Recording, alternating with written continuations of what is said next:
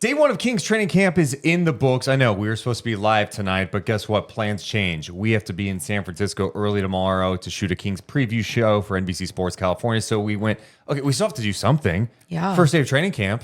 We got to talk about it. We don't get to see a lot of training camp for the most part. Be honest now. Like 5 minutes we saw There today. you go. We don't get to see any. Well, there's some days like, hey, you could see like 10 minutes of a scrimmage. Free throws, layups. Like, I feel like but I also get it. You know what? Because I don't. Yeah. Here's the thing. If like media was in there to like sit and just like, oh, I'm just taking notes to like educate myself and see different trends and all that stuff. But I think what like coaches get concerned with is like, okay, what gets put out there on social media? Yes. Is there like, what if like someone loses their shit on somebody and it gets heated? Like that's probably the stuff that they're worried about. And then I also think coaches are always paranoid about like plays and shit. That for any of the scrimmages, but then you talk about like losing their shit. Like even at one point when we walked in, even in the full court, I don't know why I'm doing quotes, full court layup drill that was super fast. And you know, these guys, they can touch the rim. They're like right next to it. Like you should be making every single layup. There's no defense. And speaking of that, Luke Laux was like in the middle and he was like, there's no fucking defense. Make your layups. Miss like 5. And I'm just laughing. And all I'm thinking is, oh, is one person going to like put that out and be like, wow, super angry assistant coach. Kings are not making layups in day one of camp. There's no chemistry here. And it's just, again, I actually thought that drill was kind of cool. I was like, God damn, this looks tough. Like, I used to do that no drill. dribbles, like sprinting, constantly laying it up and in. But you have your whole training camp roster too, so so you have a little bit of time when you're on the baseline to take some breathers. And they're doing 2-a-days right now. So the first part of the day is contact. The second part is a non-contact practice. So one other note we should mention in that drill, the one thing we did get to see at the end, Kevin Huerter did participate in that drill. And so he's not doing any like 5-on-5 at this point, but I'm like, well, it's good to see like he's in uniform and he's participating in these drills and stuff. Yeah. And then Jordan McLaughlin was shooting around after practice too, and he was in uniform. I can't remember if he was in that drill or not. I know he's been dealing with the sprained ankle, but he was definitely shooting after practice today. So 2 guys who are banged up for the Kings right now, doing some things at practice. Which is, again, it's just great to see because that means that recovery is going to be going in the right direction. Well, it's DeMar DeRozan's first practice with the Sacramento Kings. He's been in a lot of training camps, and the one thing he talked about is how excited he was about playing with De'Aaron, DeMar, and Domas. I mean, just the countless different dynamic of like killers you got out there. You know, the play we was playing today, and Fox got the ball and got out, and it was like a car flew by, you know what I mean? And he made something happen. You know, it's even with Big Fella, you know, the way he passed the ball, the way he screened, the way he get everybody open, you know, and the way Keon shoot the ball. I mean, it's so many different dynamics of players out there on the floor, man. It gives me a lot of excitement. I think DeMar said he was excited about 17 times after practice today. Which is so great to see when he's in his 16th season and feeling that same type of joy, that same type of excitement. But I don't think it's only from the newness. I'm sure it's because he has these talented players around him that he's mentioning right there that it makes anything more fun playing with better players. And I think De'Aaron has the same feelings. He was asked today about practicing with DeMar and what he saw. I mean, he commands so much attention, especially when he has the ball. And even when he does command that attention, he's able to still get to his spot, still put the ball in the basket. And then when 3-4 guys collapse, you get a lot of open shots. Like, I'm just standing there and I'm like, usually guys don't. I mean, practice is also a little different. Like, you don't go into practice getting denied how you would in games at times, but just the way that he's able to create for Domas, create for Keaton, create for myself, it makes the game a whole lot easier for everybody. How do you pick his brain right now? He has so much that there's not a lot of people you pick their brains, but he's somebody. Yeah, I mean, I think it's a little different. Like, he's going into year 16. I think Vince was going into year 17 or 18 when I got here, and Zebo was going into like 15 or 16.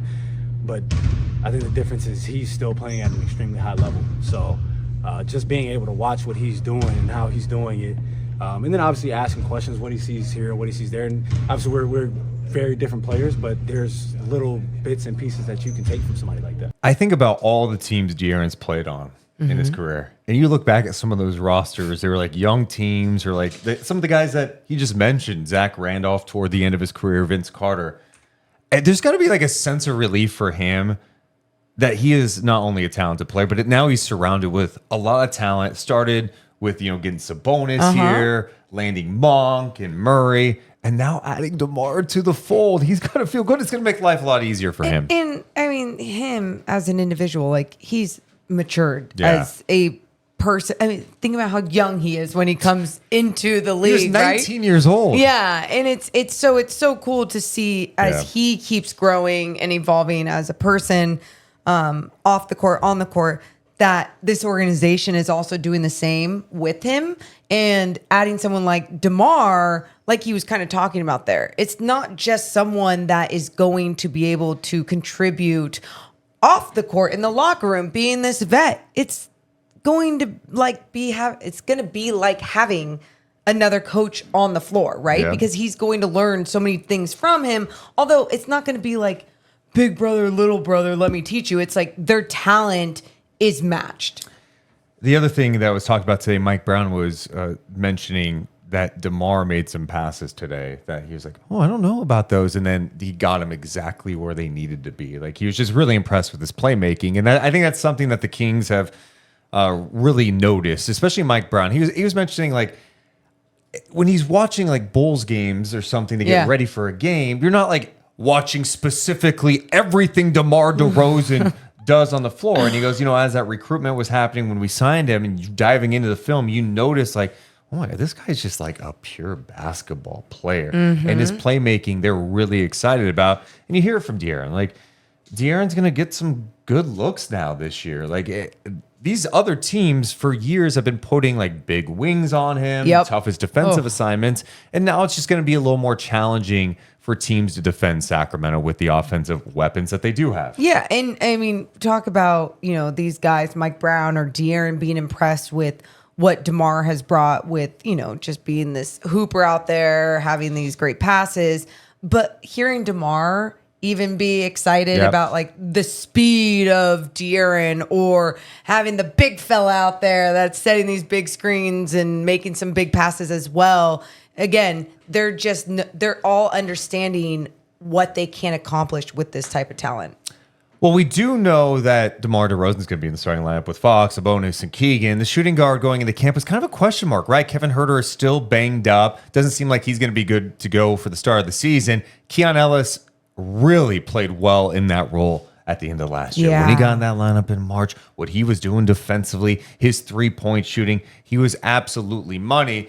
So there was some conversation about, well, it's going to be Keon, right? Or is it going to be Monk? Well, today Mike Brown talked about why it's going to be Keon. Right now, Keon has a shot, but it's mainly because Kevin is out. And as time goes on, it'll work itself out. So I'm not necessarily concerned about it. Keon is there right now, but that for sure can change. It's funny trying to figure out what Mike is saying in these clips, right? You hear him. And in my head, I'm going, okay, wait, so Huerter's out. When Huerter was out last year, it was Keon as the guy. Keon played well last year, knocking down threes, playing in defense. Oh, Keon should just be the guy going forward. Sure. And like when Huerter gets back, who knows what that looks like? Huerter's got to work his way back, get in the game shape, all that stuff. I don't know.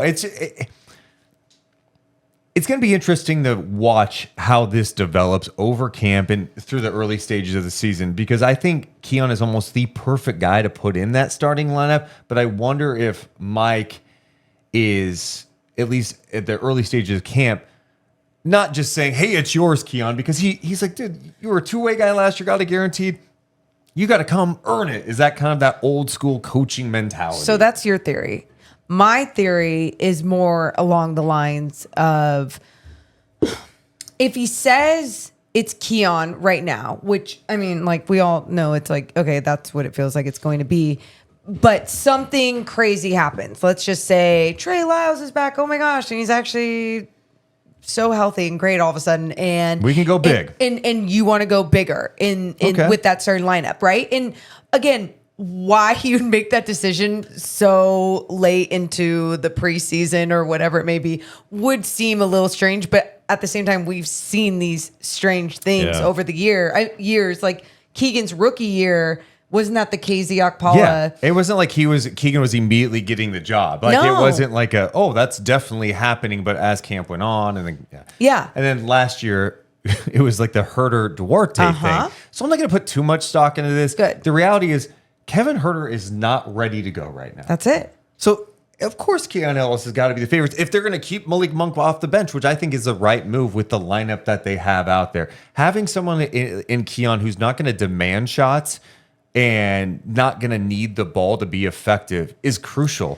This is a guy that's going to come in and do anything you ask and knock down open threes. He's perfect to be surrounded by Fox, DeRozan, Keegan, and Sabonis. And state it right here. Malik Monk is coming off the bench. I mean, that's just what it is. Yeah, I mean, I think Mike's made that very clear. And but for some reason, people still have questions about it. Media still asks him questions about it. I feel like even when we posted that photo the other day of De'Aaron, Keegan, Sabonis, DeMar, and then Malik was in it, people were like, wait, so does that mean it's a starting five? No, like they do these mixtures of people, like the best players on the team or, whatever lineup's going to play a lot together, whatever it may be. And that's kind of what that was. And I think Mike Brown has made it clear Malik is coming off the bench and everyone should just be ready for that. So Mike says that, but then you hear how much he loves Keon's defense. We put a lot of pressure on Fox, especially at the beginning of games, and that's where a guy like Keon can step in, and that's where he's going to have a chance to step in. And you have a guy like that who, in my opinion, for as young as he is, navigates the pick and roll game extremely well. He's longer than what you think, a little bit more athletic than what you think, a little quicker, and so on and so forth. And so to start games at times, to have the luxury of Keon out there, you could put Keon on the opposing team's guard that's going to have the most pick and rolls. The Ja Morant types in the league, and now you put Fox on another guy, and then you change the matchup as the game goes along, and so having that luxury is always a positive. Mike clearly likes what he brings to the table, so I would be shocked if we got the opening night and it wasn't Keon Ellis in the starting lineup. And De'Aaron Fox had some nice things to say about Keon and what he brings into that lineup. I mean, one, he shoots the ball extremely well. That's one thing that I feel like people don't give him credit for. I mean, he's a 40% three-point shooter, shooting like 4 a game. Like that's obviously, when you're shooting 7, 8, you're an elite shooter, but his percentage is elite. And I mean, what he brings defensively, he's able to pressure the ball. He's able to get deflections if he's not on the ball. He communicates really well. He has great instincts defensively. Like you don't teach to go under on shooters, but there are times where you have to go under, and he's able to just slide or roll off of a screen and still contest shots, get blocks, get steals. Those are things that you can try to teach someone, but they just might not have the footwork to do those things. And he just came out here, and even his first year, like you can see that he just knows how to play defense, and he creates that spark for us, especially in the starting lineup right now. I may be in the minority too, but I still think Kevin Herter can be a very impactful player on this team. And if he's a starter or if he's coming off the bench, he's got shooting. Mm-hmm. And the one thing he actually talked about yesterday that was interesting is, in previous years, he was such a movement shooter. Yeah. And he was talking about how he's kind of looking forward to being in some lineups like DeMar and De'Aaron, where it's like he can do some more get some more catch and shoot opportunities. He has bulked up a little bit. He looks stronger. I don't know how much he'll keep all that once he starts playing, but they'll need Kevin's length out there. That especially on a team that doesn't have much size. I mean, the reality is he is one of their longer guys. Like you need him to be able to be better defensively this year. But most importantly, you need his confidence to come back with the offense. Yeah, and I think he is able to be more confident because he has learned a lot about himself even the last couple of years. Going from that career year, helping the Kings to the playoffs, to last year being a very down year and injuries, right? So now you're coming into this year and maybe you're still working back from an injury, but you also added another weapon to this piece. And there's been a longer time together with just this squad alone. So I know you say that like you're in the minority, but I think other people need to I think people are just down on him. I'm like, the guy's a good basketball player. He had so weird. He had the worst year of his career last year. I think he's going to bounce back. I agree. His track record. That's how I look at it. What do you think about the early stages of training camp? Do you think it should be Keon's job long term in the starting lineup? Also, what are you doing the night before the Kings season? Ooh, 'twas the night before the Kings season. Yeah, you know, they play October 24th against Minnesota at Golden One Center. The night before, Deuce and Mo, a live show experience unlike anything you've seen. We're going to be live at Harlow's. Tickets are on sale now. We're doing a live show there. Starts at 8 p.m. on Wednesday, October 23rd. Go to harlows.com. Harlows.com. You can get your tickets there or the box office. That, and also just everyone needs to know, I'm not going to give away details, but it's not just a live podcast. We're not just like bringing these mics and going, yeah, so are you excited about DeMar? Because I'm excited about DeMar. Yeah. All right, we'll see you later. No. Interactive. Yeah. Oh, there you go. Fun. Yeah. And I don't want to say anything else. I don't want to spoil anything. And then it only ends up being interactive and fun, and people are super let down. Kidding. Get your tickets because they are limited, and we do know how many we've sold already. And let me just say, you need to get them before they're sold out. Yes, we'll be selling out very fast. So we appreciate your support. Hit the thumbs up and subscribe. Deuce and Mo. Deuce and Mo. Deuce and Mo. They tell you what they know. Deuce and Mo. Deuce and Mo. Deuce and Mo. The podcast that